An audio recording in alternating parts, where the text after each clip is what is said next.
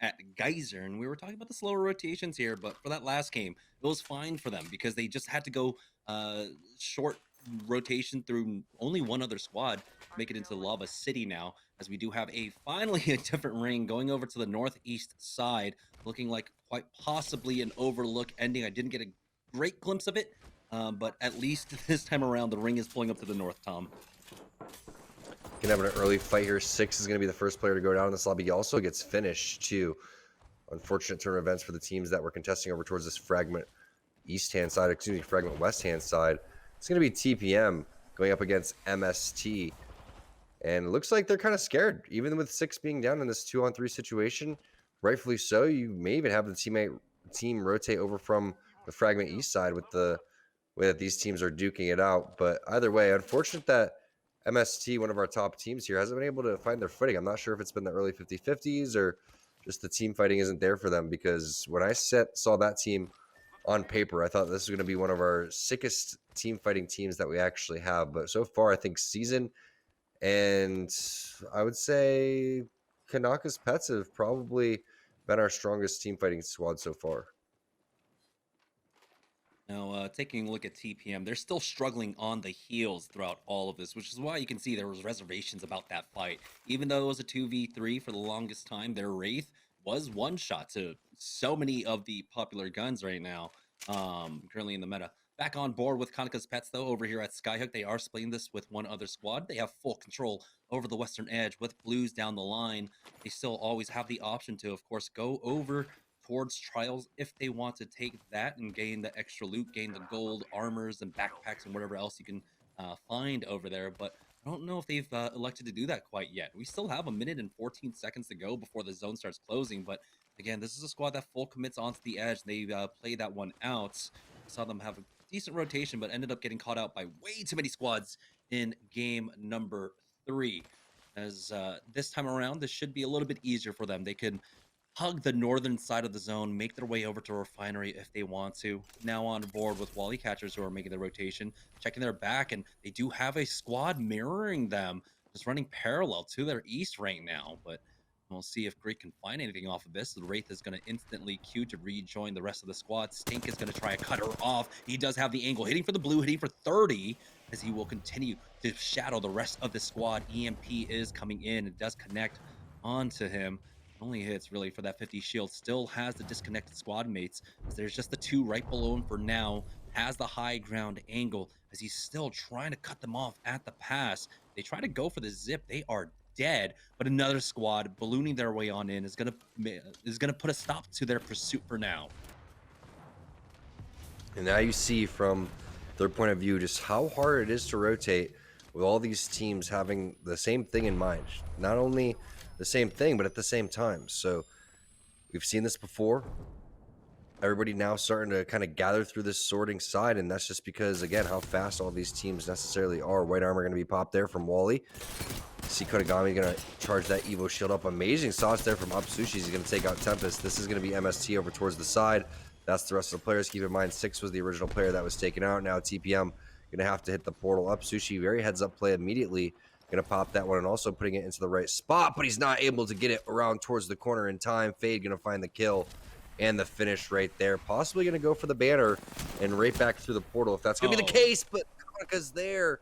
And Kanaka's Pets going to love what they see. 2 free kills on the third party from TPM and MST. Yeah, as an edge team, you love to see that, being able to pick up early kill points now and continuing to snowball off this here. They do have decent position inside Frag West currently, as they do have the broken building and all this loot to work off of. Purple going on over to Fade as well. Kanaka's Pets now with another team in front of them. They start to make their advance. Flashpoint up here over at Epicenter, getting tagged from multiple angles. Surprisingly enough, that interception pylon is still up, and so they will be able to natty gen that one, as Kubski continue to hold this angle for now with that charge rifle. Does get that blue Evo for himself, along with the knock onto Sir Lifts a lot. Unfortunately, though, with the sniper range, distance, and the bubble going down, the res will be utilized. Kubski hard holding this angle, and now the third party might come in from that other squad. No, they're holding the building for now, and we'll just elect to just coexist as Kubski gets the re-knock onto Sir Lifts a lot. It's a huge knock there from Kubsky and a huge re-knock. Kodagami also showing just how powerful these charge rifles can necessarily be. And we've kind of gotten into a meta now where if you can't find a charge rifle or you have the ability to find the 30-30, we know that the triple take is still very strong as Wally Catcher's now starting to put on some good pressure. That nade not going to connect how Stink was hoping for, but Stink with a very powerful R301. Purple Mag gets ripped from the side. Phony Head with the flat line is going to do some serious damage. Now, unfortunately, Mr. Greek God wasn't able to hit the scans, but he is going to lay down some counter damage. Excuse me, XD is the team that are fighting over towards the hill. Frapper going to have to be careful. Possible bubble may have to be used throughout all this. Money's going to end up going down. Bubble still not used for Frapper throughout all of this. Very interesting plays is he's just going to bail. Rakanishu flanking with the triple take. Prodigy Aces is involved helping. Is going to go down to Rakanishu too. So this is a third and fourth party in the area, and Frapper wanted nothing to do with it. Team Superior, full healthy Team Superior squad flanking from behind. Yeah, and to be able to find the timing to have that position that they had as well, coming from Lava City, expertly done by Team Superior. 2 purple armors along with gold on Prodigy Aces right now with 2 kill points to their names as well. Down to 18 squads, 50 players remaining now as the Zone 1 is still closing. And they have a decent position to play off of right now. Can't imagine too many teams are holding inside Overlook. So that's a free rotate on the eastern edge for them if they want to take it. Instead, they're going to elect to use this angle here where I particularly don't like this spot because it feels extremely vulnerable. But hey, it's working out for them and they're making their way on in. I think they're starting to realize, they don't really have to do anything major here. They just need to avoid getting pinched in between teams and try to showcase their third-partying skills. They're a very talented team. They've just been put in pretty bad situations overall, and it's unfortunate that they weren't able to capitalize on that Lava City zone as much as they should have. Once it pulled over there, as Rakanishu is going to go and hit a scan, and Pulse of Dream going to finally finish off Phony Head, who was popping off with a flatline a little bit earlier. But I would love to see Joey Blackout start to toss a little bit more barrels in front of them and own a little bit more real estate, because even though the barrels, may not be popped for a player that's going to run into the vicinity in AoE, it's going to be used as more of a bubble, like how you would see Gibraltar go and use his dome. You can kind of just shoot the barrels and start to heal off, and the more that you have, the more cover that you're going to end up owning. So now we see what Season's going to be doing, as Fade's going to get a knock on to Blight in the kill feed. Season sitting in number 1 right now after their great game and extremely impressive team fighting. Kenny also with the gold armor. Jamerson, they have been completely stacked in terms of loot this entire time, but this is the first time we've seen them with a pretty difficult rotation on the outskirts of the zone. Yeah, they need to make their way on over towards Refinery here. This high ground position will not be in for much longer. A minute and 30 before the ring starts closing in, but we know that teams like Flashpoint and such have already taken up position on the ridge line just west or in between Epicenter and Refinery. And those are extremely strong power positions that can be hard to dislodge squads from, as Flashpoint now, we were talking about them, are starting to move on over. Panders was able to get himself up to a purple armor. Rambo now sitting on that blue, and Kubsky was able to trade up for the gold armor. That re-knock that he got on Sir Liftslot was ultimately converted into the kill, so that's why he's got the 1 kill point for Flashpoint. And it's great, as we do have the ring pull going on over. So this is an overlooked circle, and the Rocks positions, as you can see, teams are starting to ping things out. Now they think maybe this can go down to the train tracks. There is that possibility. But again, Flashpoint are a squad that play extremely well on the center. They play extremely well on the flex positions as well. We'll see what they ultimately hold down. Team Cruelty, though, looks like they have Team Superior in front of them, as Oi Senpai, with that Gibraltar, with the head glitch, has the angle on them with that Sentinel now. So again, another position which can be difficult to dislodge. We'll see how long he can hold this one down for. This is what Team Cruelty does. 132 right there with the gold mag too. So whenever he puts that in his backpack, you can see the backpack reload right there happening for Senpai. He's going to switch on over to that 4 to 8x and continue to try to rip these players that are sitting up top. But this is going to be great for charging his Evo shield if he's able to connect on one more shot. As Stomps is going to get a knock, a double knock right there. It's going to be answered towards the other side. Flying Platypus hasn't been able to get things going quite yet, but they do own the high ground over here. That's going to take a lot of their barrels away. Farmer Lucas isn't able to connect with the shots on that player over towards the portal, but you can see exactly what the thought process is. Force that player back through, use the caustic gas towards the bottom if anyone's going to go and take that zip line. And now the res for Farm Boys, fresh off their win in game number 3, is going to happen. So nice job, good reset, and the armor swap coming in from Stomps. Everything's going to be A-okay. You can see Farmer Lucas obviously only 9 damage from getting a purple armor, and he's going to be just fine. Now, this is a very safe play. And as we push into game number 4 and game number 5, these top 5 teams, that top 4 teams that have really started to move their way up on the leaderboard, just have to play it a little bit slower as the rest of these teams continue to duke it out. And they hope that one of those teams doesn't have a pop-off game. So now Flying Platypus back on board with them over towards the refinery side. And it's a good spot to be, but you're going to have to pick up some kills because you're sitting on the bottom of the leaderboard, boys. Yeah, like you said, not having the best first 3 games here, and so a lot of ground that they need to be making up. As getting tagged from the rock position, Moose and Flower with the look away actually connects and is able to evolve that as the EMP comes in, so he gets full value off of that bat for now.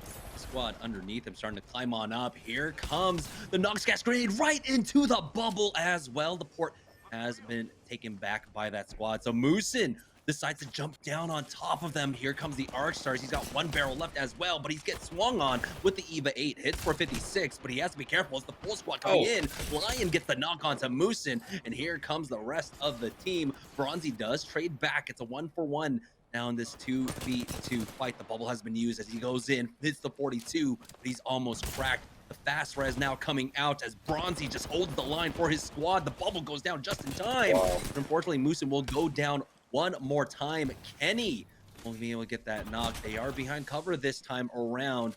Bronzy's still doing a great job peeking out just long enough to force them back as they try to go out now. The third party might be coming in as well. Joining back on board with Flashpoint, though, they're just holding in position. And here we go, reconnecting on that fight. It's Absolute Units who are able to get Sir Lifts a lot back into this for now. Sleepy Panda does back away with that Q, hits with a 30-30 repeater, but he still needs to heal up. Not enough time. Breakfast Club coming in, getting that knock, in the third party proving to be fruitful for them so far as they've gotten 2 players on either side of that fight for now. Here comes the EMP. Looks like the drone was cleared, but Absolute Units are a little disconnected. Sir Lifts a lot, you can see on the low ground there as Fat Fruit Ninja is spotted out by that drone. Sleepy Panda is going to get burned down and ultimately finished off by Moose and Flower. Fat Fruit Ninja falls, and Sir Lifts a lot now is the first member to die on his team. Now the only surviving member on his squad is Flying Platypus, able to hold this one down and completely recover. And you can see because Sir Lifts a lot was respawned, he's completely in shambles, didn't even have a battery or any cells throughout all that. So just a extremely unfortunate situation. Is again, we're on board with the team over on this refinery side. We did see where Flashpoint was over towards the train tracks. They did make the rotation over there. The question is that exactly where this zone is going to end? A lot of loot sitting in front of Mercy only. Bronzy ripped from Box of Tea over towards the side. Moosin is going to be ripped too. That's not how you work together in this type of situation. Mercy completely away from his team. They really needed the bubble in that situation, and now he's going to eat a lot of zone damage to be taken out over towards the side. Meanwhile, Team Cruelty sitting over towards the sniper post. Oh my gosh, Rambo turns back around, 180, hits him with the hot sauce white chocolate crossover, and just destroys Senpai from the side.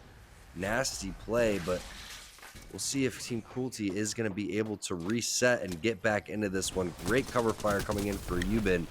Now we see what Milkman's doing, and they are getting dominated by caustic gas over towards the side. The only person not concerned about that is Crook, and that is going to be Katagami with the double kill. Ooh.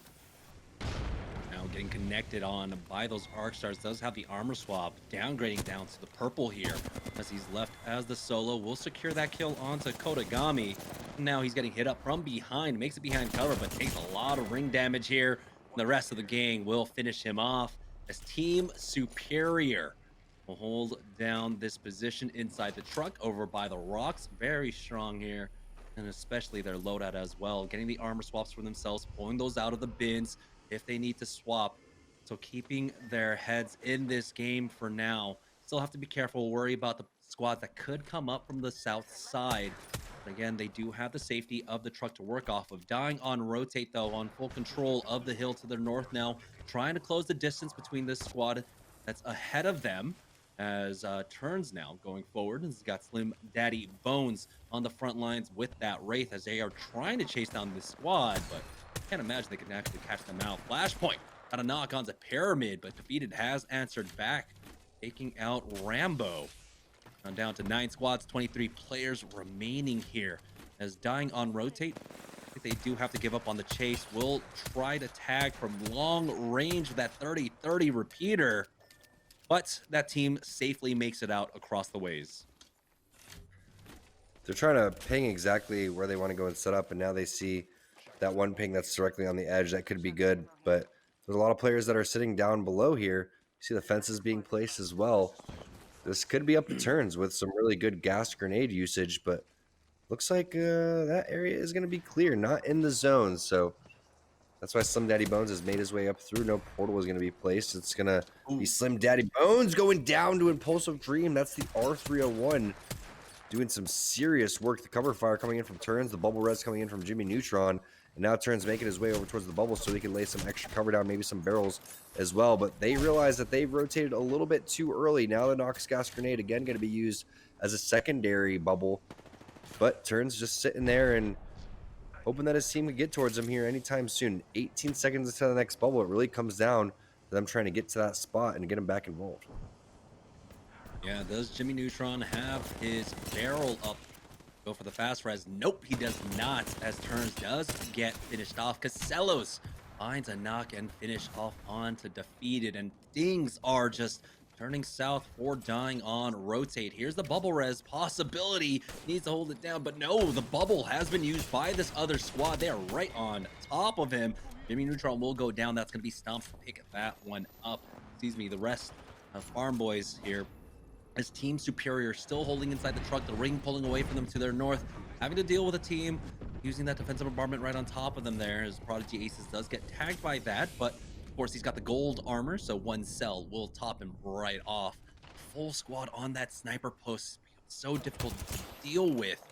Really, you know that there is a caustic up top. That's going to be Kaneka's pets, so maybe if they can get the Nox Gas Grenade, force 2 of the members down.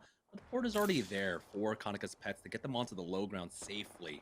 They can't take that. Kaneka is doing his best to set up that crossfire. The bubble has already been used now for Casellas as well, allowing them back off. 25 seconds, and they have not found an opening yet. The good thing is they have a decent amount of kills here, and I believe Flashpoint was already taken out.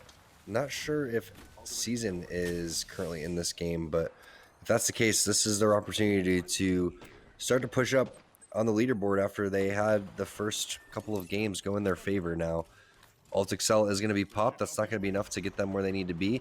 Zone going to start to close here. Not expecting only 5 teams here, typically a lot more, but this is all out in the open. It really comes down to Casellos and what he's going to be able to do with the bubble, but it's not up until just now, and he finally uses that. You know, they're very low on cells and resources too. The problem with that bubble, Jamerson, as you can see from the mini map, it is not in the zone, so they're gonna have to push past this and deal with Team Cruelty throughout all of this, who took the high ground away from them. Fade is gonna be able to pick up one over towards the side. Joey Blackout is gonna end up going down as well. Casellas is gonna meet his match. Now it's all in the hands of Team Cruelty here with the bubble being put down. They're gonna go and have 17 people watching Senpai now, so all hell breaking loose. 2,500 damage for Senpai in that top right. And Team Cruelty, they have the option with that Pathfinder set up zip lines. As you can see, one being set up there from high ground to the other high ground position.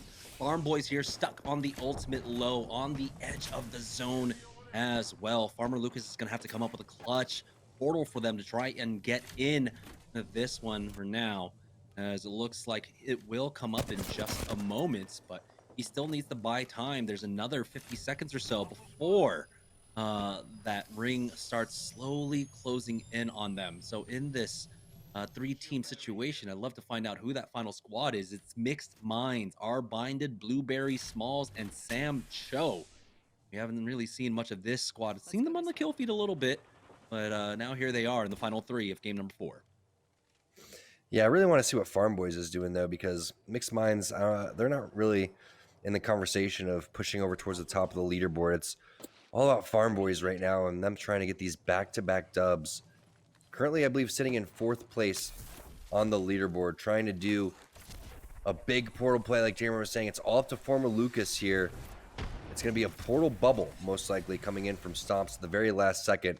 We'll see what happens with Mixed Minds. If they elect to either put fire on them or the other team, it could end up being a team like Mixed Minds that has a huge influence on which team actually moves on into Series E. Only one spot, 3 teams here, final zone here in game number 4. Huge defensive bombardment is going to go on to Mixed Minds.